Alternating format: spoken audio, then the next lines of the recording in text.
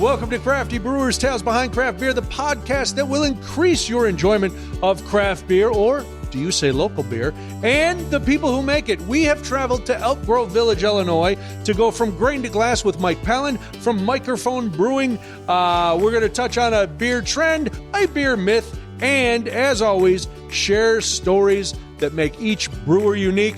I am beer drinker and hellraiser Brian Noonan, and all my opinions are strictly my own for good reason. With me, as always, behind the camera, with us, as always, is our executive producer, Cody Goff. And, as always, the high priestess of hops, the matriarch of malts, the femme fatale of fermentation, the siren of suds, the regent of remote podcasting. She's the co-owner of Exit Strategy Brewing Company, Katherine Vallow. Hello, Katherine. Bonjour and hello, everyone. How is life in the Sunshine State? It's been raining here so much, so I'm not actually sure, but when it lightens up, I'll let you know. It's fine. It's just Jim Dandy. That's what it is. All right. Well, you have known Mike Pallen for a long time. I have met Mike at many beer festivals. Mikerphone has been around since 2015. So, Mike, we're happy to have you. I'm happy to have you here in the house. Thank you for being here, and everybody made us feel so welcome. And, you know, the backdrop is phenomenal. We'll get into all of this. But as we do on every episode, we start with a myth. Because as I would say, semi-professional beer drinker, very, very amateur beer knowledge professor, Kath, I've heard myths my whole life. Many of them I have believed, like many of the people who listen and watch this. Katherine always likes to try to either debunk or enhance a myth. And what do you have for us today, Katherine? So today it's not really busting a myth. It's more kind of explaining it and why this phrase both makes sense and is ridiculous at the same time. So the myth today is beer makes me full. And it's one of these things that a lot of people say, and we've heard it a number of times all over the place. I am related to a human being who maybe gave birth to me, who likes to say beer makes me full. And I'm like, but it doesn't, but it also kind of does. So I wanted to explain why this is both like one of those silly things that we hear, but there's also a little science of, like behind why you get a full feeling when you are drinking beer. Is the beer actually making you full? No, not really. You're ingesting liquid. I mean, it could feel, I guess if you had like 12, sure. But what's making you feel full is the carbonation. That's the first thing that's making you feel full, right? So anything with bubbles, right? You're going to have beer's got carbonation in it. Any kind of bubbly champagne or Prosecco, Cava, whatever. All of those things can make you feel full. LaCroix can make you feel full. Sorry, I'm lame today and I'm drinking a LaCroix and we can, whatever. Boo. I'm drinking. First of all, I am on antibiotics for the weirdest injury in the whole wide world. And I have to have a LaCroix right now. That works. All right, fine. So, yeah, what injury? Okay, so we're going to veer from the beer myth real quick and talk about the world's only caftan-related second-degree burn injury that happened down here. Oh, no. Wow. First of all, you said caftan, and you were about 2 decades too young to be sporting a caftan. But go ahead. First of all, I am not. I have a wide berth of caftans. My collection is wonderful. It's always been wonderful. I love a caftan. I will never apologize for that. I was steaming a caftan. I am a short person. I had to like squat down to get the bottom of the caftan. So I'm steaming the thing. Hugo barks. As I turn my body, my hand goes with me and my thigh caught the business end of a steamer and melted the skin off of my body. Oh my gosh. That's horrifying. Along with the fact that I thought caftans were a casual garb that would not need steam maintenance. Yeah. You know, here's the thing. There was a yacht rock themed event at a brewery down here, and I was like, hell yeah. I'm going to steam a caftan and go to a yacht rock party because that sounds amazing. And this caftan is just a wee nip too wrinkly for me. I'm sorry, point of order. What is a caftan? Okay, I would like you to imagine, please, Blanche Devereaux. What? It's a dress your grandma would buy at Walgreens. In the Absolutely back on that rack not. by the Stop. It is not. I would like you to picture Blanche Devereaux, please, from the Golden Girls. Like, just it's like two rectangles that are sewn together, and your head goes through the middle of it. There you go. It's a giant lady poncho. Did you know this, Mike? Nothing I've ever worn in my life. I can mine promise is you like that. sparkly. Nothing. You thought you were here to talk about beer. Well, hold Ha-ha! on. When you said caftan, I was like, I've been outside every weekend at softball games. You want to see some tanned calves? This is what happens when you stand there watching your daughter play softball for 4 hours a day, maybe 8 hours a day, and you're standing in the blaring sun. You have some tan calves, my dude, and I now have a caftan related. Cody actually thought you were on a boat, a catamaran. He was really confused. A caftan on a catamaran, sporting some caftans would be great. All right, Yeah. so Yes. you've learned a lesson. Don't steam your caftans. Don't steam. Well, no, steam your caftan. Don't steam your thigh. right, That's that. Let's get back to the myth. Here's Mike, why LaCroix and beer and things are going to make you full. Again, the first way that makes you full is carbonate, or the sensation of fullness, right? So like biologically, there's a different thing that happens when you are ingesting solid food to make your body full, and then these bubbles will expand. The other thing that leads to beer making you full is that metabolically, you don't process alcohol as fast as you process almost anything else. So it's like stays with you a little bit longer. So when we have folks that are like, oh my gosh, I can only have like one beer because beer makes me so full. Yes, but no, but kind of yes. But not in... No. If Right. beer made you full, there would be no 24-hour burrito places. White Castle would be closed. There would be. Oh my God. I have never been out on a night of research when I've been doing a lot of research. And Mike, you could probably back me up that at the end of that night, I haven't thought to myself, I need something to eat. Every night. Yeah. I mean, I'm not going to lie to you. When I started this industry back in 2015, I was weighing 175. Okay. I'm 220 now. If beer made me full and acted like Ozempic, I would be all in on that. But that's not the Right. reality of it, is the fact that Right. I could drink a lot of beers in a day and then be hungry and Yes. eat a 24-hour burrito and still be ready to go. Man, I wish beer made me full. I really do. I really do wish that was the case. Can we talk about how sad Cody would be if beer made you full and he couldn't go to Taco Bell? Yeah. Oh, I've Cody had the would be opposite so where sad. where I've eaten a big meal and then I couldn't have another beer because then I was full. But it's never been the opposite. It's never been, 100%. I drank so many beers. How will I have a Whopper? Yeah. Yes, Burger King, you can sponsor us anytime you want. I thought you said waffle. I was like, why are you mixing beer and Waffles too. waffles? Hey, you haven't lived if you haven't been at a Waffle House 100%. at 3 a.m. Some of the best decisions get made there. That's where I negotiate all my business deals, I which love it. may Love explain it. a lot. Is Yep. that why we don't make any money on this show? That's exactly why I've taken over the finances, and 3 a.m. Waffle House negotiations are my forte. Cody, you know that. Could you imagine if that was the new solution? Just have one IPA and then you're full for the rest of the day.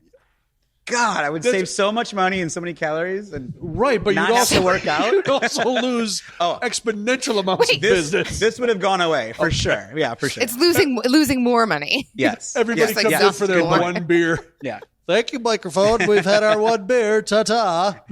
And then they scurry away. If they can, So because it's they're like so full, they can't it's a scurry. half true, it's a half false myth, but it is one of those things where like when I hear it, I get so like you just want to wring someone's neck and be like, I know what you're saying, Yeah. but you're also not saying it the right way. And I know this will come up later in the program, but when you mentioned LaCroix being a lot of, fizz and bubbles to it, when we do products like hip hop water or hotel lobby water, we actually undercarbonate it according to their standards. And everyone's like, why do I like this so much more? I'm like, because it's easier to drink. It's got less carbonation. And then, yes, it doesn't give you that feeling of fullness and gassiness. Maybe people just need to let their Yeah. beer sit for a minute. There's that too. Yeah. Pace yourself. Yep. Pace yourself. And don't get all bloaty. No, nobody like ew. But again, I find this myth not only offensive, but false. 100% false. All right. So Myth sorry. busted, right? Myth Is that how is we do busted that? 100%. Good. Myth. We Cody, did it. We did it. We did Cody, it. you got to start slapping up. Boom. Myth busted. All right. Let's reintroduce our guest. Mike Pallen is here. He is the owner, the head brewer, a multiple award winner of Mikerphone Brewing. Mikerphone Brewing is at 121 Garlish Drive in Elk Grove Village, Illinois. Mikerphonebrewing.com is where you can get all the information, find out about everything that's going on in this. We're going to talk about it. Very cool, eclectic tap room. all the beers, all the awards, and just everything you need to know. Mike, again, thank you for being here. Of course. Let me ask you this first off. I've met you many times. I've had your beer many times. This was my first visit to the tap room. And as I was driving through an industrial park, I thought to myself, there's a number of tap rooms in industrial parks. Is there some method that the owners have to go, I'm going to make you work to find my place? And if you work, you're going to be very, very happy because I have great beer. But putting it on a main street, that's for McDonald's. I'm not putting my place out where everybody can find it. What's the deal with the industrial? Like Corner Bakery? Yes, like, come on. Please. That's so easy. What's the deal with the industrial parks? Well, I'm not going to lie to you. We are the #1 rated brewery in Elk Grove Village. Nice. Because we're the only one. Oh, okay. Well, we got that in the mail from Yelp, and I just laughed. It was like, all right, great. There's stiff competition. We're the only ones. That's terrific. Congrats on that. Another award on the resume. That's great. No, but back in the day, I think between like that 2010, 2015 era, we all were, finding industrial parks. It was cheap rent. Right. We could, throw a little bit of equipment in here without too much build out, make some beer, package it up, throw it in a van, and deliver it around with self-distribution rights and get out there. And I think a lot of us learned from Three Floyds, right? Yeah. That was the brewery that we all aspired to be because they were making the beers that were different. They were the beers that we went down there to Munster to go get, and that was an industrial park. Yes, so it was. If it works for them, that's the model we got to follow. Well, and it makes sense, like you said, with the equipment. It's much easier to build out a brewery in an industrial space. it's a box. Yeah. It's a box. Yep. And so, yeah, it was, very easy to get into. Throw it back here. And then all of a sudden things took a turn we had just won the 2015 Rapier Best Illinois Award. And I was out there, and I'll never forget Trevor Rogers from DeGard Brewing in Portland was like, that now that you won this, people will flock to you. Yeah. You need a tasting room. And so I went back to the board and said, hey, how can we carve out a public tasting room for this area? And it honestly had delayed us a year. Really? Because there was a lot of pushback on it. There was a lot of, I don't know if we want this back in the industrial park back here. Maybe we should move you somewhere else. But, with the help of the board, who they go out and drink too. Sure. They were able to convince the mayor to get this concept on board. And I'm glad we did, because then it worked for us. Well, it is impressive when you come down Garlish and you see your patio and you see the tap room. I always like the industrial park tap rooms just because you got to work a little harder. And when you get there, you're like, yeah, I earned being in this place. And we're at an island back here. I mean, everyone that has shops back here, they're done usually at 3:00 on the weekdays. On the weekend, no one's back here. Yeah. So this is kind of our own little haven back here. Right. And when you turn that corner off Lively onto Garlish, you see our space, and it looks definitely different than anything else around here. Yeah. And I think that quaintness of it helps too. Yeah. We're going to get into the decor because it's goes hand in hand with what you do. You mentioned 2015. That was when you first released your first commercial beer. What was that beer? That was a beer called Misty Mountain Hop. And so it was our kind of classic style India Pale Ale, a beer that I brewed in the basement several years. And it was one of them that I knew that I was confident in putting out there. Okay. It was kind of in line with what Chicago drinkers were drinking, but had a little bit more hop on it. And I knew that we could come out with that beer right away and hopefully get it out there and put us on the map. The beer worked, but obviously it did. It wasn't the beers that put us on the map.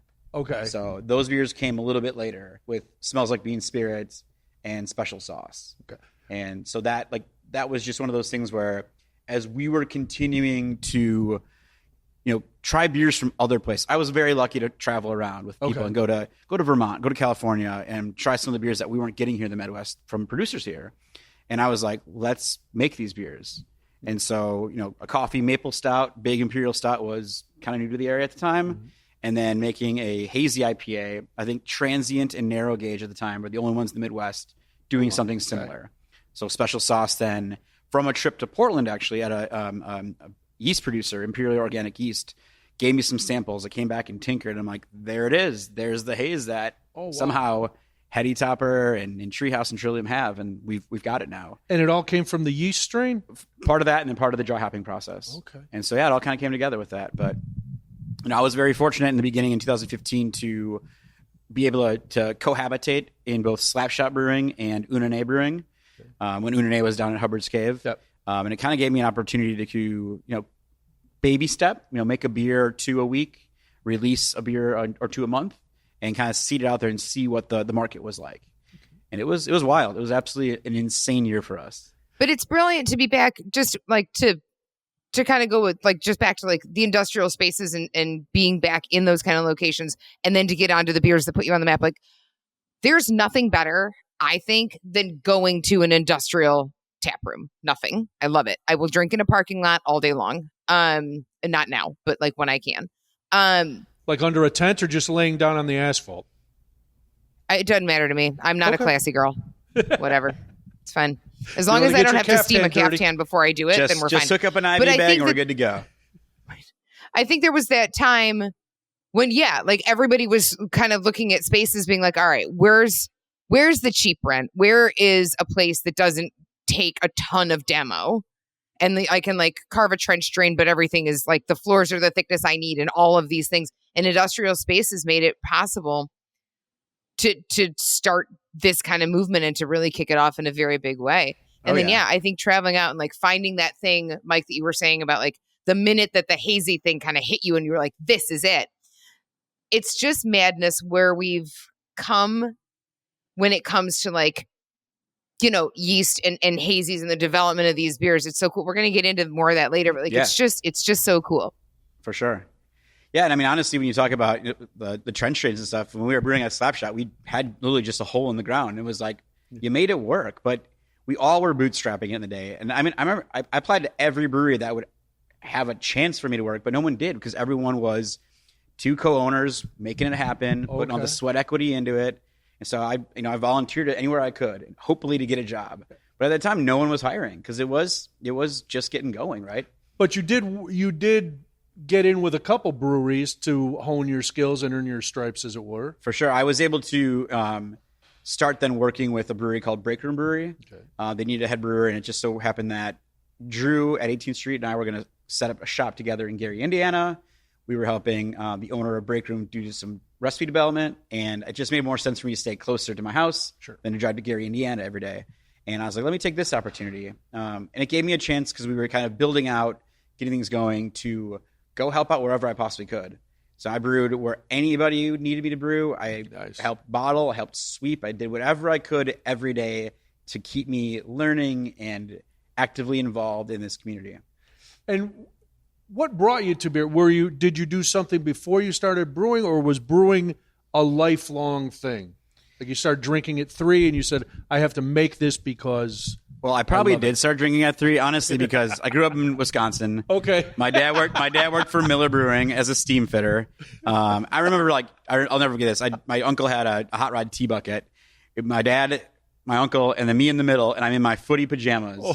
And we went to the bar, and they put me on a stool, and I sat right there, and Wisconsin's got some crazy laws when it comes to that That's the beauty stuff. of Wisconsin. If you're with a parent, they can bring a baby in their From footies. the ages of 0 to 18, you can drink with your parent. And then between 18 and 21, there's this no, you can't. Yeah. Because you're actually an adult, but you're not legal to drink. You got to detox for a few years before they unleash you with legally and go, here, have exactly. at it. So no, he worked at Miller and was like, don't do this life, go to college, keep your head in the books, all that stuff. So got to go to University of Wisconsin-Madison, and just so happened that one of the classes I took was a botany class called The Evolution of Plants and Man. And in that class, it was either grow a garden or brew a beer. And I'm like, come on. What do you want, I'm petunias? 21. Yeah. I'm making a beer. So my roommate and I were in the same class. We brewed a beer. It was a Newcastle clone. Okay. Didn't know anything about fermentation temps, so we put it in the furnace room, and it definitely oh my God, fermented like no other. And I think it overshot gravity like no other. So it was like supposed to be whatever percent beer. It was probably closer to 12% Newcastle Brown Ale. But nice. We got an A on the project, and that was like... Well, sure, your professor was hammered. My foray into making beer in a homebrew batch. And I'll never forget the wine and hop shop in Madison. That was where we went. We had to go buy some supplies, and we saw this giant funnel in there. We're like, you thinking what I'm thinking? Yep. Let's use that for not making beer. Let's use it for something else, like drinking beer. So it was hilarious. Can I tell a fun side story? No, I'm sorry. We don't like fun stories. Okay. I did a collab with the crew on Friday up at Dusterbeck's Farm in Wisconsin. Okay. They're up in Elkhorn, Wisconsin. If you get a chance, go visit. They got a little family compound out there making really cool beer. So I was like, you went to Wisconsin-Madison, right? He's like, yeah. I'm like, what years? He's like, 2000 to 2004. I'm like, cool. Like, what dorm did you stay in? He's like, Whitty. I'm like, Whitty A or B? He's like, B. I'm like, which floor? He's like, 5. And I'm like, I think I was on 5. I think I was 525. Let me check with my old roommate. He's like, yeah, 525. He's like, I was 560. We were in the same dorm, same floor during the same time. And now you're both doing the same thing. And now we both own breweries and make beer. So it's pretty freaking wild. That if I'm UW-Madison, I'm using you guys as recruiting You are tools. not the first brewer we've talked to who took a botany class and had the option of like plant an herb or brew a beer. Yeah. And clearly every single one of them was like, hi. Making beer. And it's just I love that like it's just a thing. Here's your botany class, plant zucchini or, make beer. There's actually a lot of people that came out of University of Wisconsin-Madison. Like John Lafler was there. Kirby Nelson from Wisconsin Brewing did some stuff there. Murphy Johnson from Blackstack up in Minnesota came out of there. Wow. He took the same class too. My actually fraternity brother, Eric Harper, who owns Uda Pills up in Minnesota, he went there. So there's this crazy kind of like, I don't know if the class was the reason we all came out of there maybe, but there's a really good group of people that came out of Madison that have breweries. And actually the university did a piece on Eric and I when we did a collab, but I'd love to get everybody together to do something at some point. That would be really interesting to see all of the graduates of Madison who have taken that class and then go on to open their own breweries. That would be really fascinating. For sure. Yeah. So that'd be cool. That would be a great podcast. there you go. Cody, mark that keep down. us posted. Keep us posted. We'll have Mike round up all of these alums, and then we'll do a UW-Madison Badger Beer special. There we go. There we go. I just branded it. Can we get it sponsored? Can we sell it to UW-Madison? We might UW-Madison. be able to, sure. We should do this in a meeting. We have our meetings on air. You know that. Well, yes, we always have. All right. So Mikerphone has a reputation of being big into hazy IPAs, double hopped IPAs. What is it about that style that drew you to it? So obviously traveling out to Vermont, we got to drink a lot of Heady Topper and Sip of Sunshine. And I just loved how those beers just went down. And it was something that we didn't have here. At that time, if you couldn't see your hand through the glass and it wasn't Chicago clear, you sent it back. It was probably the bottom of the keg and it needed to go back and it wasn't good. And I remember having my first Heady Topper and pouring it in, and it says don't pour in a glass for a reason. But I did, and I was like, look at that thing. That's different. Yeah. And if you just look at the two beers we have here, I'm drinking the Italian Pilsner, which is unbelievably clear. And what do you have? Mikerphone check 1 too. So you can't see through that thing at all. You cannot. But I love that. And so we went back and we started test batching with the yeast we got from Imperial Organic, and Special Sauce was born. Okay. And I'll never forget, I had a bunch of friends come over, mixed age, men and women. And that night we tried a bunch of stuff, Coors Lights, stouts, everything. The next morning I wake up to see the graveyard, half empty, and then 6 bottles of Special Sauce gone. And I asked everybody the next day, like, what did you like about it? And everyone said it was easy to drink, and it was flavorful, and it was juicy, and it was not bitter. And I'm like, this thing might be something that everyone can enjoy. Yeah. And so I really loved how this is still my favorite style, even after all these years of drinking beer. Yeah. I know a lot of brewers like to go to the Pilsners and drink that stuff.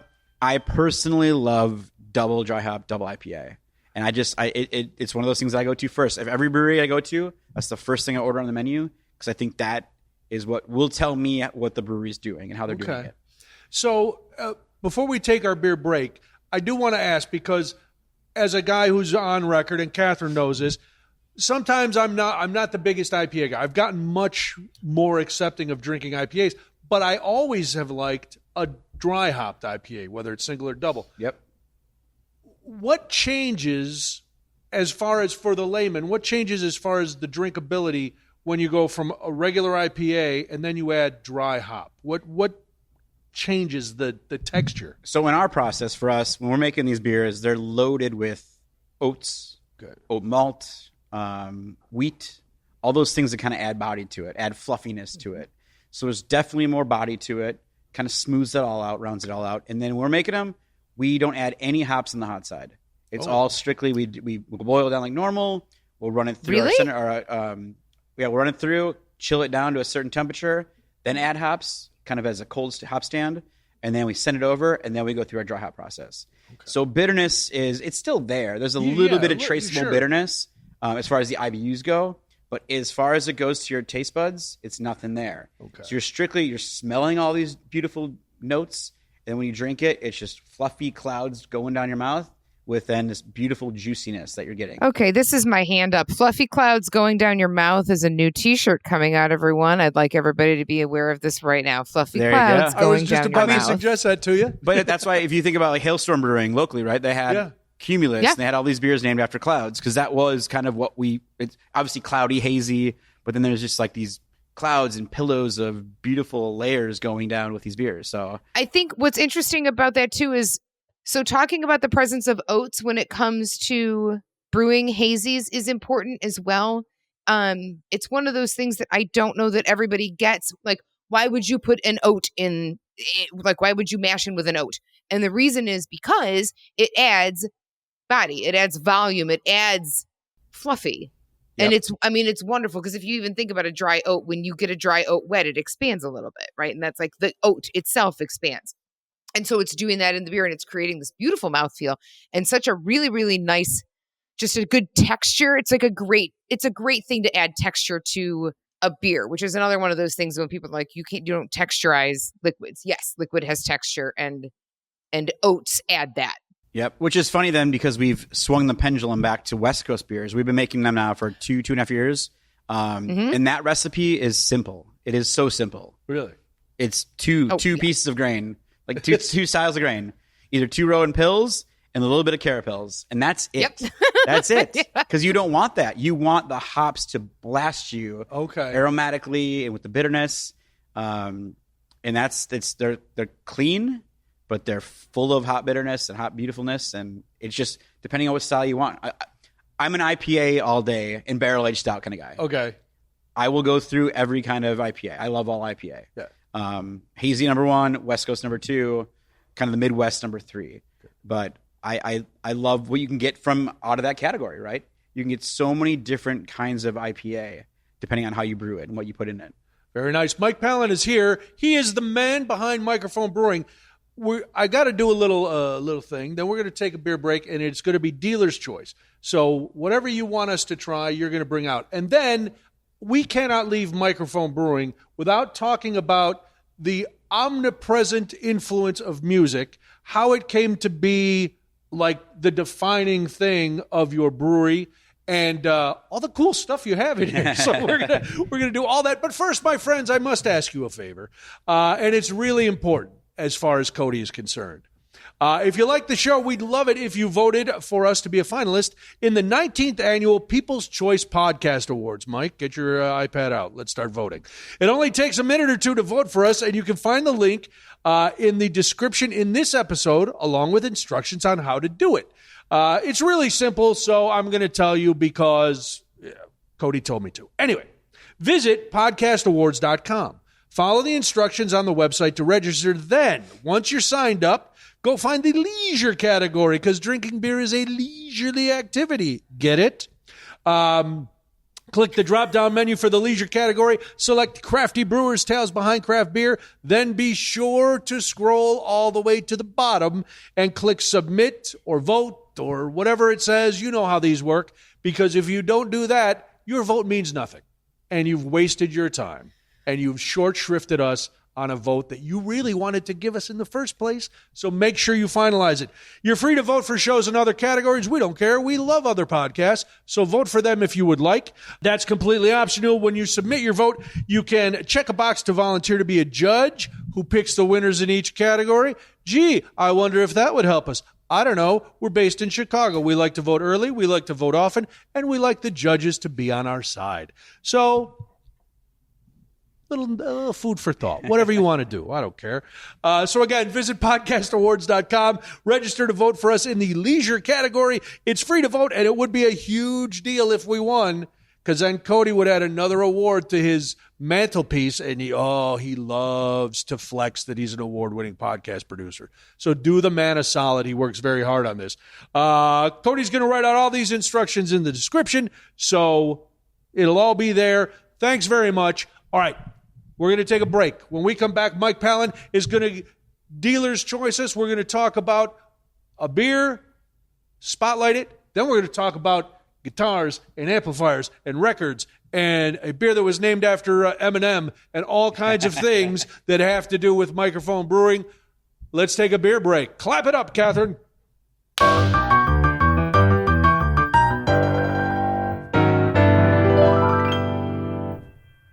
All right, we are back, and Mike Pallen from Mikerphone Brewing has brought out a special beer for us to try. I know it's special because there's blue wax on the bottle, and it looks really cool. What do you have for us?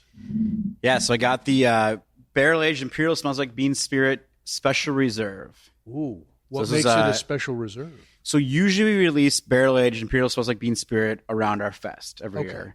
But as we were tasting barrels to find the right blend for Sir Blends-A-Lot, which is a blend we do once a year, we decided to taste through some barrels that had bean spirit in there just to see what the base was like. And 2 barrels shined that they were so ready, but ready way before the fest was ever going to be. Oh, okay. So we couldn't let them go any longer. And we said, let's just do a random barrel-aged bean spirit release, find an awesome coffee to go with it, and put it out early ahead of time.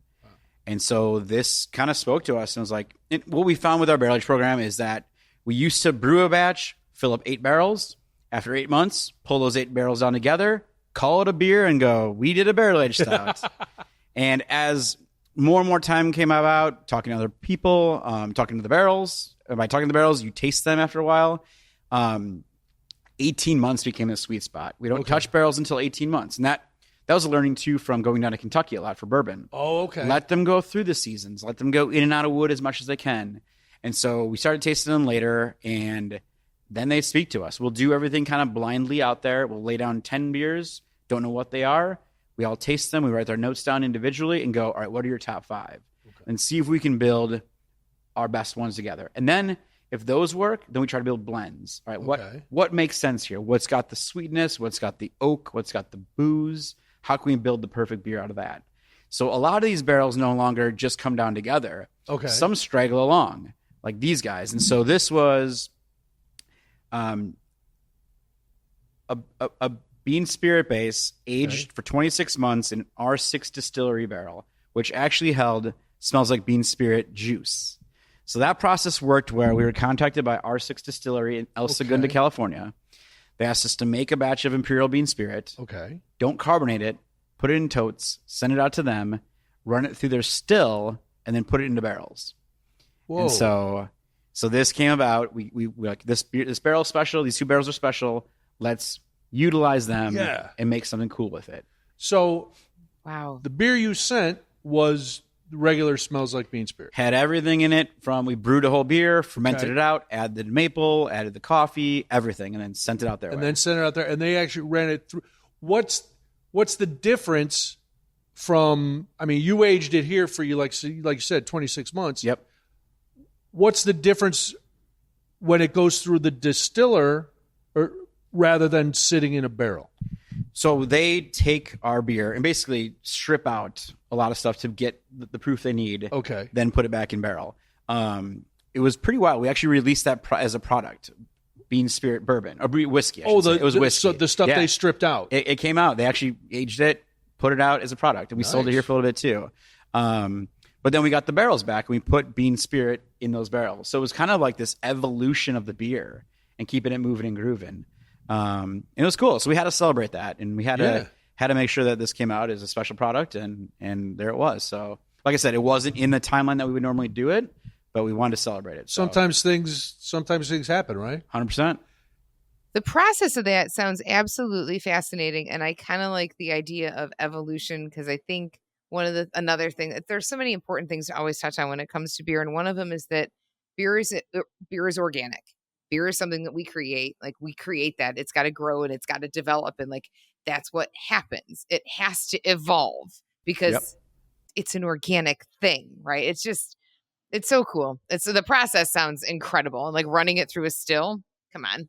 I was actually out there that did it, and it was like we tasted the heads and the tails and everything, and it was amazing how much of the beer flavor was still there. Really? You could taste the coffee, taste the maple, but it was clear liquid, right? Yeah. It was their white dog. That's And it was madness. pretty That's like impressive. some And I mad was like, this is scientist awesome. shit And that then sounds to great. see the amount of waste that goes down in that process is just like, what?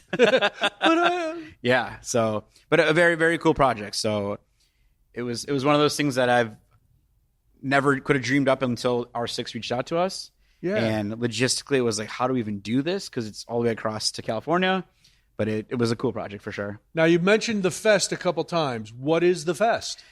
So let's go back to 2015. Okay. I get approached from my buddy Paul Idzik, and he goes, I got a beer name for you.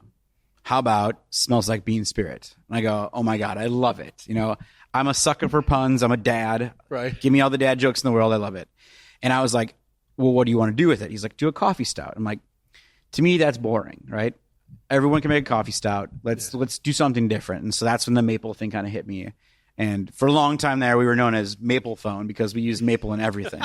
And I was okay with that.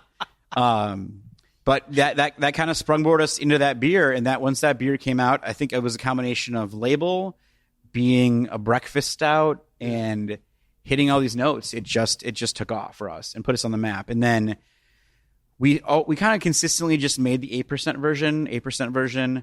And then I got asked by, surprisingly not, my coffee provider, Eric at Tugboat Coffee out of Addison, Illinois, was like, what if you did a variant, like a milk version of it? And I go, I don't know if we want to mess with it.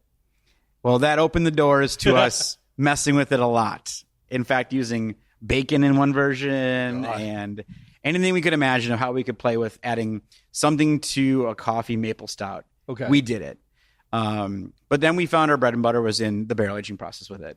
And letting that, we add the adjuncts later, we build the base, put those in barrels, let them do their thing, come to fruition. Once a year, we'll release that beer, and we always tie it around a fest. And one of the first things I ever found out about Mayor Johnson here in Elk Grove was that he really likes when businesses give back to charity, especially charity in the town. Okay. So we always incorporated Bean Spirit Fest with a charity. Nice. So it's been a fun project. We've donated a lot of money to this city, be it the VFW or scholarship funds or wings, anything we could do to help give back. And this year the festival's on August 3rd. So in a couple of weeks, the episode, you're watching this now, August 3rd is the big festival. Who's the charity this year? This year, it's the Elk Grove Village Youth Scholarship Fund. Very nice. So how much ever we raise, we'll get some money to kids to go to college and further their education and do it to it. So, we took a hit in 2020 because of COVID. Sure. We had to cancel that year, and that was a mess for all of us on every angle possible. And then we did some kind of variations of the fest as far as like a sit-down version during COVID and then a mini version. But this is our first time actually getting everybody back involved, all the city involved, nice. 60-plus breweries, distilleries, meaderies will be coming out. Wow. Stern is a big sponsor, so they'll bring out pinball machines. We'll have a dunk tank. We'll have 4 different food vendors. Is it here? It's here at the brewery. And then one thing I'm super excited to add this year is a tattoo booth. So we've got a bunch of awesome flash art designs that are really, really cool. So are these henna tattoos or legit? No, they're real tattoos. So what I found is that going to beer fest, there's always some kind of tattoo element involved when I go to these big beer fests. Well, yeah, because I don't see any ink. You must be an outlier. They're here. Okay. They're here, yeah. I was going to say because you can't be. They're kind of hidden in places. Yeah. You can't be a brewer if you don't have a lot. I've got them. Yeah. Okay, good. But I was like, we got to incorporate this year, and we worked out with a local tattoo artist. We got the village to give us the approval to do it, and we're gonna. Tattoo everybody up, whoever wants to tattoo that day. So we've got some like microphone stuff, some beer related stuff, some Chicago related stuff, some label related stuff, and just gonna have fun with it. So that's wow. Yeah. Okay. But the whole point of the whole event is if we can get people out here, and a lot of these breweries who are coming from all across the world. A lot of them want to try to donate product in order to raise money for the scholarship fund. Yeah. So yeah. That's terrific. So it's August 3rd here at Mikerphone Brewing. You can go on mikerphonebrewing.com. It's right on the homepage when you open it up. Katherine, do you have any questions about this logo that Mike has on this bottle? It's no, but I think you want me to ask questions about the logo that's on the bottle, even though I cannot see the logo that's on the bottle, but I hear the logo is anatomically correct. I would like you to use 2 words when you ask Mike the question. The first word is bean, and the second word is penis. Bean penis. You would like me to ask Mike a question that involves the phrase bean penis? Which is how you described it, Mike. Well, I'm not talking out of school. We actually shortened it up, so it's Beanus. Oh, Beanus. All right. or bean peen, if you will. So is it just a bean peen? Is that what I'm hearing? Yeah. So obviously with Smells Like Bean Spirit, the label. It smells like peen spirit right now. Yeah. Nick and Alyssa were like, what if we riff off that album cover from Nirvana? And I was like, love it. Label comes back to me and I loved it. And they're like, you sure you love everything about it? And I'm like, yeah, like even the Venus. And I'm like, it has to be there, right? And so, as we all know, I say yes. There's even controversy right now about that kid trying to sue over it, sue his parents or sue the label, whatever. Yeah, it has to be there. So it is there. It is a coffee bean in place of, Right. Let me ask you this, because before we taped, I had just the regular Smells Like Bean Spirit. There is a distinctly different flavor to this reserve, and I'm struggling to find the right words. Maybe a little more sweetness. There's a little less that kind of whiskey burn you get from a barrel aged thing. It's not in this. But you taste it, but you don't have that whiskey burn. Yeah. So I think with a lot of the younger bourbons, with that, like this being an R6, they produce their own stuff, smaller distillery. They usually get stuff out a little bit earlier. Okay. So that juice doesn't have as long to process in the barrel. But what I like about that is that you taste that kind of clean whiskey on it. Yes. So I think it might even be corn. But like you taste that through the layers where you wouldn't normally taste that if you're drinking something out of a Weller barrel or Heaven Hill barrel. Right. So that's what honestly, I haven't had this beer in a few months now. But when I've been trying the sample, that's what the first thing that sticks out to me. Okay. It's loaded with chocolate and maple and coffee. Yes. But that little bit of like young, fresh American whiskey is what's really sticking with me here. Yeah, it's really, really good. Thank you. Will this be available at the fest? So this one was already released. We will be releasing 3 different variants of barrel-aged bean spirit this year. So we'll do the regular Imperial barrel-aged bean spirit, which is just, tugboat coffee, maple syrup, and aged in barrels. We will do another variant called Maple Barrel-Aged Super Imperial Smells Like Bean Spirit. So it's a bigger mash, bigger bill, aged in Whiskey Acres maple bourbon barrels. Nice. So local provider. And then the last one came about during one of those tastings. It just hit us like, this tastes great, but what if we tried these barrels? And a beer came about. So we have a beer called Softly Spoken Lies. Yeah. And that is a milk stout with cinnamon and vanilla and chocolate. Ooh. And so we're combining the two together to make softly spoken spirit. Wow. And that'll be maple, coffee, cinnamon, vanilla, chocolate. Cody is drooling over the equipment. Can I just say, it smells... It hits your nose, and I want a stack of pancakes right now because it really, that maple really hits you, and it's so balanced. Yeah, that's the thing. It all just merges right together, and like I'm extremely picky about my barrel aged stouts. Brian knows this. We go to Fobab every year. Yeah. I have a lot of there's a lot. I have a sip. I'm like, nah, I'm good. I am going to finish this, and I'm going to love it. Like this is cheers to you, sir. I appreciate that. It's taken us all of 9 years to get to this place, right? And I think every version I look at sometimes our beers like a car. There's the Gen 1 Mustang and then the Gen 2, and then everything kind of evolves and gets better and different and whatever. And I think with these beers, we look at it. We don't want to make the same barrel-aged bean spirit every year. Right. We want it to evolve and get better and be a little bit different than the last year's version. This is delicious. And I look, we've tried a lot. And it is that cleaner, younger whiskey thing, because I do like some barrel-aged stouts that have that burn from the older whiskey, but that's what I think sets this apart. That dare I say, it's an easy drinking barrel-aged stout. Yeah, it's like I could see myself sitting and enjoying it, going, oh yeah, this is It's all right. I will remind you, it's 15.1%. Yeah, it would kill. It would kill a college party. A college Easy drinking in one little snifter is probably how we should put it. Easy Which is drink, hilarious because taste. this for us is kind of our average ABV. We recently had a 21.18%. What? It's been wild. We actually run everything down to Omega yeast labs to get reviewed for ABV. Okay. And we always go like, what are we gonna get?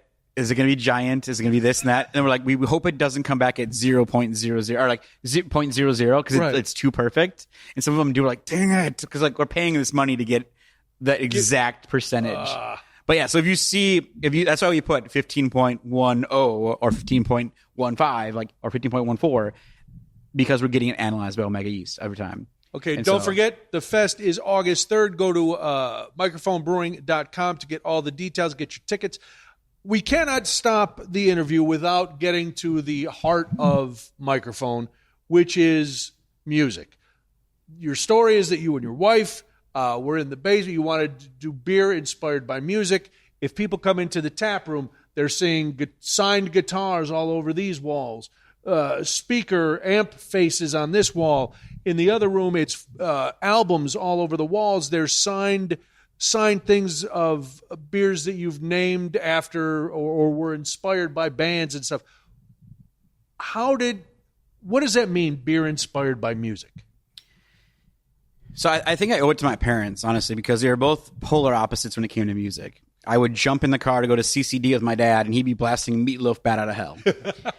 Or I'd be picked up by my mom, and she'd be listening to NSYNC and Backstreet Boys. Okay. And so I quickly realized there was a wide cast of music out there. And I love music, and music was every part of our lives. It was when we got in the car, it was on. When we came home, it was on. It was everywhere I was around. And going on to sing choir in school, this and that. And I loved music. But there was a point where I realized that, even with beer, I realized that in certain situations, you get to a point where like somebody's better than me than doing that. Okay. I'm going to do something different. So in the world of the music, I'm like, I know I'm not going to be a guitarist or a singer. I want to get into music management and music licensing and music marketing. Okay. And so it just kind of happened where I was high school kid going to Summerfest in Milwaukee and listening to bands and following them. And it was a lot of the grassroots DIY method at the time. And like, hey, we're looking for street team members, and threw my hand up on the internet. It wasn't even Facebook at the time. Yeah. And I was like, hey, I'll help out. And so it was, slinging, here's an EP, here's some stickers here and there. And I loved it, and it fascinated me. And so what I always loved about the music industry was that seeing an artist go from here to here, and how does that process work? Okay. And how do you discover that talent? So I wanted to go into AR. I wanted to move from where I was growing up to LA to work at Capitol Records, scouting new talent, getting that new talent out there. But I used Chicago as a stepping stone. So I moved here, and I lucked out with my second job was in the music industry in a music licensing, music marketing role. Okay. I got to go do some crazy stuff in the music industry, meet artists, bring artists in to showcase in front of brands and get them involved in projects. And really, it was a lot of fun doing that. But that company switched gears. Then I went over to School of Rock and did all the marketing for School of Rock schools. Okay. So at the time we had a couple company-owned schools and a couple franchise schools, and it was about growing that network, getting people involved with the school, and it was always about how do we teach this method of that. But in the background, I started homebrewing because we bought a house in 2010, and we bought it from Lisa's in-laws, with my wife's in-laws. Okay. And big Italian family, so Italian families always have a second kitchen in the basement. Down in the basement. Yep. The basement is always fully furnished. So I was chomping at the bit to turn that thing into a homebrew shop, and I did, and I was able to, convert it into a nice little test batch system down there. Wow. But with the marketing background, I knew that I couldn't just go out and hand you an amber bottle of beer and hope you knew what it was. Right. So we came up with a logo. I was at that first company. A guy named Chris Warfield came up with the logo for us, and I was like, what do I call this thing, right? Yeah. And the best thing I could think of was music and beer, and Mikerphone is kind of hit me right there in the face. Let's do this. Let's personalize this thing, and the logo's been there since 2009. Okay. And so we started doing that in the basement. I had T-shirts, I had glassware, I had a blog, I had a Facebook page. Before you had a tap room, people thought we were a legit brewery, and it was awesome. It was a lot of fun, and I had pro brewers coming in the basement making beer with us. I had all this stuff. It was a wild time. It was great. And so by the time we actually got these doors open, we've had years established of making beer and having the brand out there. And so, yeah, it was just one of those wild things. So when we did finally get this place opened, I wanted to take my basement man cave, which was the brewery / pool table and all the stuff I collected from my working days. Right.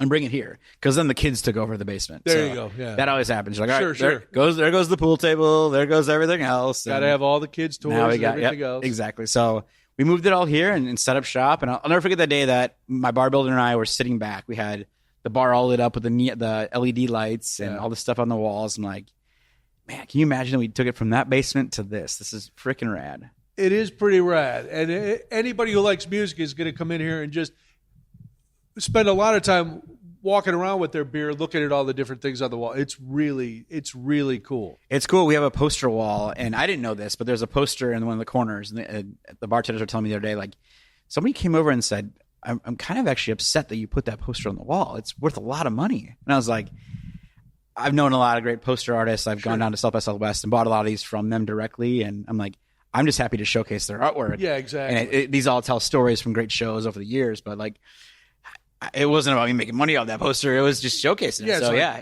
So look what's here. Yeah.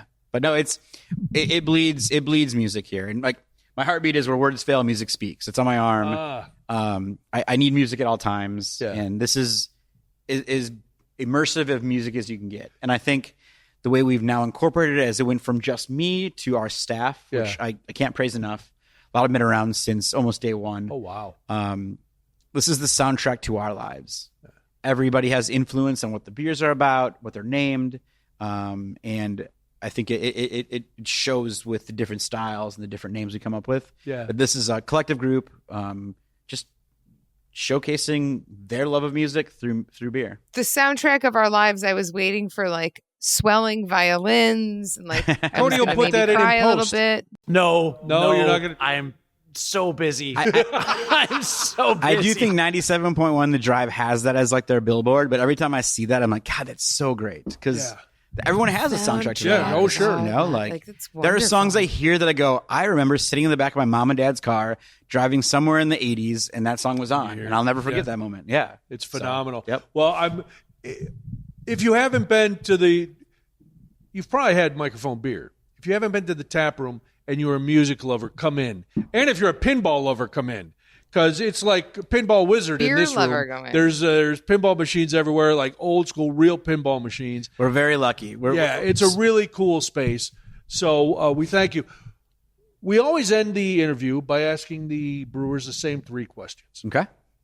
So we are going to ask you the big 3. This is where my heart starts pumping. This I feel is a little the nerves. big 3. Yeah. Well, some brewers have caught on and have figured out gone in and gone, oh, I know what the 3 questions are. Okay. But anyway, All right. So it's the hill. The first one is there a hill you will die on? Which means a style that may be popular, maybe people are clamoring for, maybe it's a heavy metal inspired whatever, but you're just like, nah, it's not for us.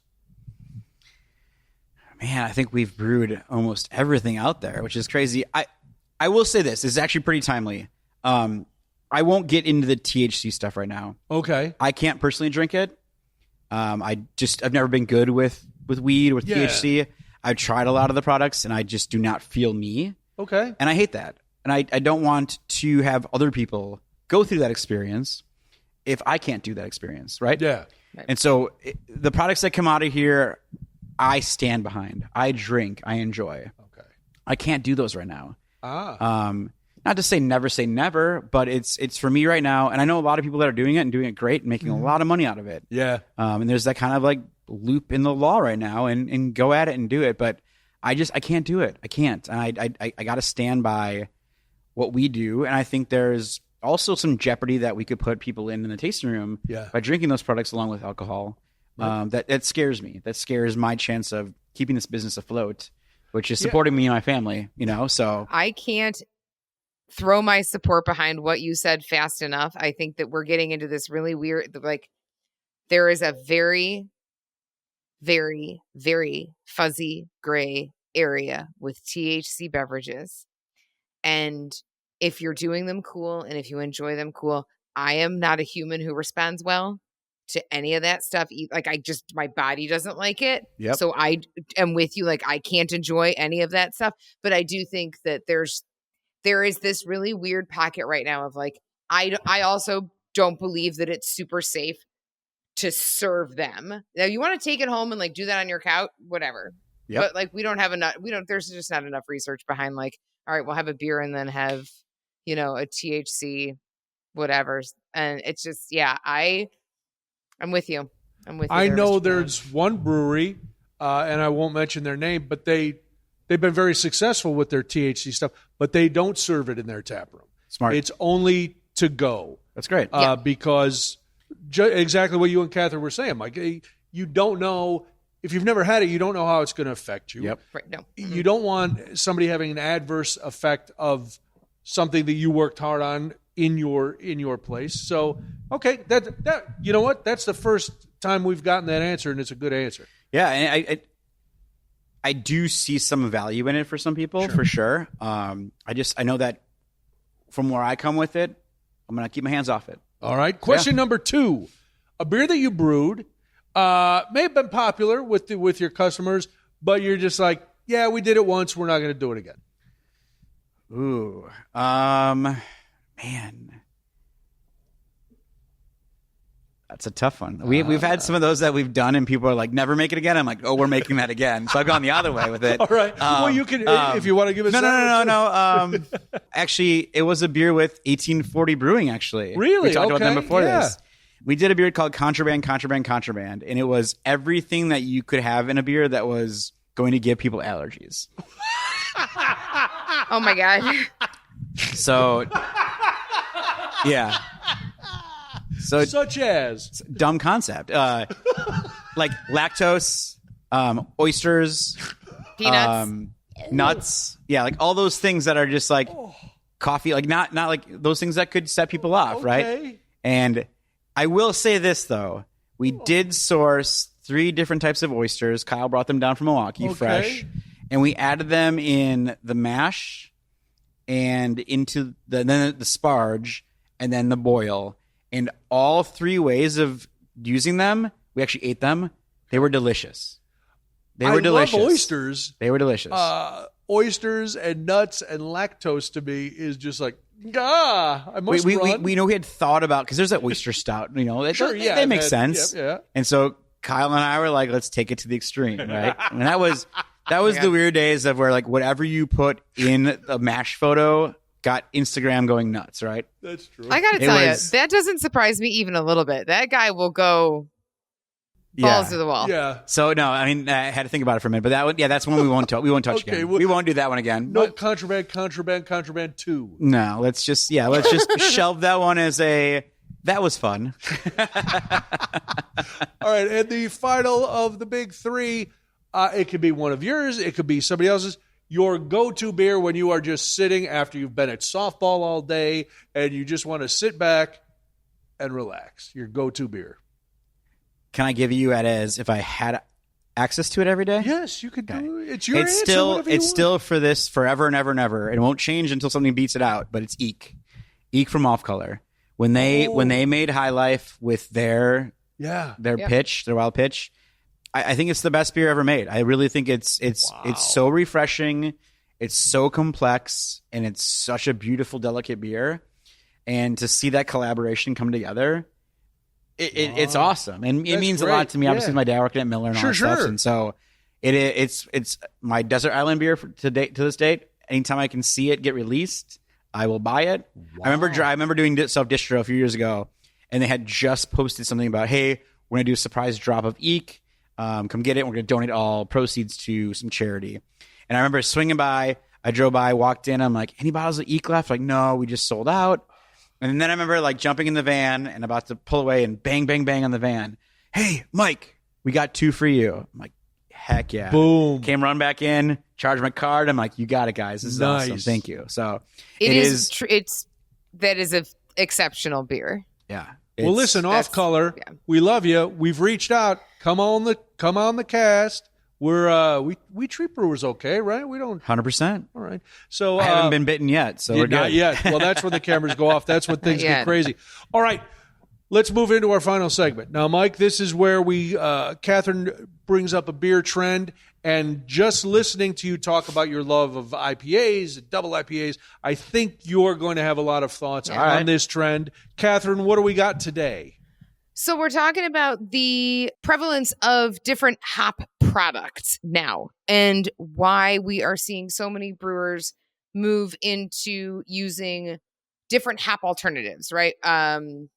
Salvo, Lupamax, Cryo, hop oils, hop extracts, and the benefits of those to these hoppy beers. And even things like hop water, because a lot of those extracts and those, different hop products can be used in hop water, which I think is a fabulous thing. You being a lover of all things hoppy, I thought this was a great trend to see. We are seeing more people, kind of explore different ways to incorporate hops without always throwing in like just pounds and pounds and pounds of hops. And there's great reason for that, right? So when you add hops in, that will affect your yield of beer, how much actual beer you're pulling off of your batch. And the nice thing about these additives, these different hop products, is that your yield can increase through using them, which is pretty cool. Have you guys explored using some of these? Do you use any of these kind of cool new hop products? They're not even that new. I mean, they're new-ish. They just seem to be more like out there in the world. Yeah. So, I mean, obviously we all started with T90, or if we were doing early on fresh hops from our backyard or from a farm or whatever like that. T90s were consistent, but they definitely take a giant yield out of beer, especially when you're double dry hopping. And if you're doing at 5 to 10 pounds per barrel, it's a big loss. So when these producers that we work with have come up with other products such as Cryo, where they will flash freeze them, they'll kind of concentrate them. Okay. That was a great start there, right? You have to run through the price point. It's a little bit more expensive. But then when you see the backside of it, when you go from, let's say, 500 barrels to 540 barrels in your tank, you're like, those 40 extra barrels completely offset that. And you're like, this is wonderful. So one of the things that I don't know if people understand is that when you hop something, when you are brewing and you are hopping something, all of those hops will eventually settle to the bottom of your fermenter. And they just create what happens to look like baby shit. 100%. And you you bleed your fermenters out and you've got all this trub and whatever. And you are losing. You're not losing. You're not yielding. Like we were just saying, you're just not yielding as much beer as you could in these massively hopped beers. And I think these new additives they also are kind of cool for, like, if you're going to talk profitability as well. The more beer you can get out of a batch, the better. Obviously, the more beer you can sell, right? So going back, like, step back. So whoever's done a beer tour, you see a fermenter and it's got a cone on the bottom. Right. What we do is we try to get everything, all the junk, to collect in that cone and do dumps. Well, when we double dry hop or hop, even a lot of that stuff settles in there. We're doing hop dumps all the time. So every time you do a hop dump, you're losing volume, losing volume. So if we make a lager, let's just on my batch terms, if we make a lager, we'll usually get about 500 or 655 gallons out of a batch. Okay. If we're doing a double dry hop, double IPA, same batch size, we're getting 495. Whoa. So you see the difference. God. Yeah. That's a massive difference. Yeah. But it's what goes into it to make those beers so special and so different, and it's worth it. So then when the producers were getting kind of privy to it all, I'm like, well, how can we help you guys? How can we figure out processes on our end to make these products benefit you better and not have such a loss? Cryo started. Then they started making, which we use Incognito.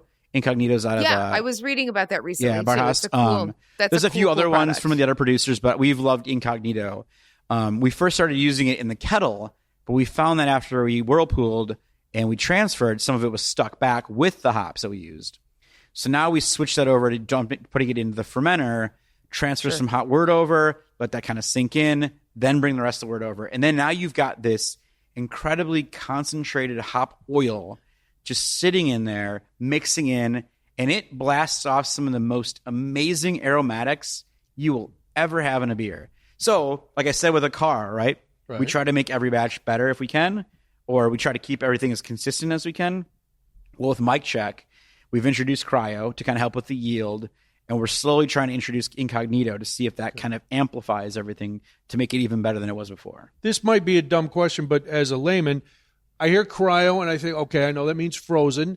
Is it the hop that's frozen? Is it the like hop oil that's frozen in like a cube? What is actually going in to give that for those hops? Man, I hope I'm not speaking out of turn. I really, honestly, I think their process is that they will go through their harvesting, bale it, and then they'll cryo freeze certain elements of that to pack as much as they can in a smaller pellet. Oh, okay. So it's still coming pellets, in a pellet. Still coming in a pellet. Okay. It's just a tighter pellet that has more in it. Okay. So where you would normally use, like if you would use normally like 20 pounds of Citra, for lack of a better thing that's going to come to my mind, then you could cut it in cryo to less than that because you've concentrated it, right? So it's not coming to you frozen. It's still coming to you in the same pellet. form. Yep. But they're doing a different process at They've their got end equipment that can cryo freeze it and kind of trap that in nicely. Okay. I will not lie, though. My favorite thing to use nowadays is fresh hops. Yeah. And obviously, that's only a certain part of the year. But we've already put our order in. Doing that is not only like just better for the beer, but it's also fun. Okay. So we'll mash in like normal, send our wort over to our boil kettle, boil down, clean the mash tun out, then drop in copious amounts of fresh hops that are flown in that morning. Oh, man. And then we bring the wort back into the mash tun, sit it on those fresh cones, then back over to the heat exchanger, back into the tank. Obviously, I think fresh is all, like any of us want fresh stuff. What makes the fresh hops, what does it add to a beer rather than a regular hop? I think those oil content that you're getting out of that, all that packed in Merson, like in there is like, it adds another layer. Like we're always looking to add layers. That's why when I'm doing a lot of barrel aged stuff, we love to add rye barrels into the mix because rye has that extra layer to it. But in this instance, we're still doing kind of our normal process. But when we add in fresh hops, you've got those big cones packed with lupulin, with Merson, all that stuff in there, and it just kind of soaks it out of there and sends it over. And there's like this extra like oil layer to it, almost creaminess to it that I think is just super rad to work with. That sounds wild. Well, listen, Katherine especially loves when we get sciencey on the program. We could talk science all the time, but Mike Pallen is the man behind Mikerphone Brewing. If you have not been here yet, what are you doing? Why don't you want to get to Mikerphone Brewing? It's at 121 Garlish Drive in Elk Grove Village, Illinois. Mikerphonebrewing.com is the website. That's where you can find out everything. Don't forget about the official name of the festival on August 3rd. Smells Like a Beer Fest. Smells Like a Beer Fest, August 3rd, right here at the brewery. You can get your tickets through the website, all of that. The proceeds go to a good cause, Elk Grove Village Scholarships, correct? So a good cause. And Mike, it was a pleasure. This was a lot of fun. Thank you so much for being here. And thank you for allowing Katherine to geek out with some science at the end with the hops. That's her jam. She's all about science. I love it so much. You blinded me with science. More music. See how we bring it all together? That could be a collab. Uh-oh. Listen, don't threaten me with a good time. We're glad you're listening. If you want to support the show, then please buy the merchandise at craftybrewerspod.com. We have shirts, hats, phone cases, everything a merch person could imagine. Second only to the merch at Mikerphone. You guys have some sweet merch up on the wall, by the way. It's a great gift for anybody who loves beer. Every purchase you make directly supports the show. It helps us cover our editing software, web hosting, blah, blah, blah. It gets Cody off our backs. It allows us to do all kinds of stuff. Today featured merchandise. I do not, just as a point of order, I do not get paid. I just want that to be very clear. We know you don't get paid. I know you know. I don't get paid. To your hard work. Thank you. Thank you. I appreciate that. We're just trying, again, go vote. What was that website for the podcastawards.com. Podcastawards.com. Pay Cody with your devotion and your votes. All right? Today we're featuring, I know it is not Pride Month anymore, but why limit Pride to a month? Why not be Pride for all year? Right? This is the Beer is for Everyone t-shirt from our Pride collection. We have lovely Pride items. We have all kinds of items. So Katherine designs them. You did a nice job on this one, Katherine. I like it. Thanks, buddy. And Katherine, people might say to you, hey, any chance you guys are on social media? And I would say, hey, we sure are. Yeah, you can follow along at crafty_brewers_pod. That is where we are on Instagram. We are on Facebook, Crafty Brewers, Tales Behind Craft Beer. So you can find us in both of those locations. Give us a follow. The other thing that's always super helpful for a podcast is when you share and tell your friends that you're listening to us. If you like something, you can always share your Spotify link. You can share your links on your Instagram stories, cast the net wide, do all those things. And if you are a brewer like Mike Pallen, or you know a brewer, perhaps like Mike Pallen, or you are a brewer, I said that also first, like but I'm repeating it. Listen, I want the brewers to know, or if you go to a brewery, if you go to a tap room and it's in your area and you're like, these guys are really good, you should talk to them, then by all means, drop us an email at craftybrewerspod@gmail.com. We love to come out to breweries, places we haven't been, people we haven't met. We have met Mike before, so it was nice to be here, but we'll talk to people we haven't met. We're very social. Beer is very social. I don't know if you know that. I'm under contractual obligation to say that tonight's episode of Crafty Brewers has been executive produced by our award-winning producer, Cody Goff. Did I do that right, Cody? All right, perfect. For Crafty Brewers, she's Catherine Vallow. He's Brian Noonan. Any last words? Go vote and don't be a hanging Chad. A what? A hanging A Chad. hanging Chad. Is that like a tan That was calf? when She's in Florida, so it makes Cody's sense. very young. Cody might not Oh my remember God. the hanging Chad. Does Cody not know about the hanging Chads? Is that like a tan calf?